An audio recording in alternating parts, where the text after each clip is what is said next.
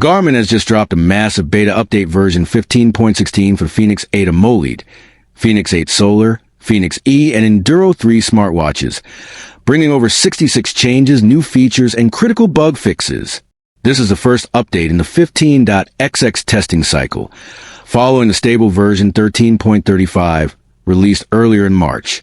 With this update, Garmin introduces rucking activity tracking and rep counting 3.0, along with the ability to use voice commands with Jump Master, Plan Dive, Reference Point, and Trolling Motor. The Garmin Connect app now offers more daily suggested workout settings, and there are improvements in climbing and jump rope activities.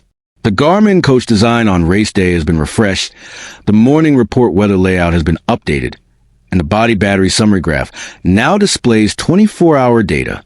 Additionally, the calendar now shows suggested workouts for running and cycling. But that's not all. Garmin has also removed 2 features, including the distance targets for jump rope and the resume option for completed guided meditations. This update also fixes various bugs, resolving issues with passcode, morning report, and skin temperature measurements. To install beta version 15.16, head to Menu System Software Update. Check for updates on your watch.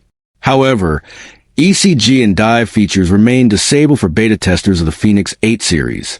This update proves that Garmin is actively improving its flagship smartwatches with new features and refinements. Stay tuned for more updates, and be sure to subscribe to TechVerse for the latest in smartwatch innovations, software updates, and tech news.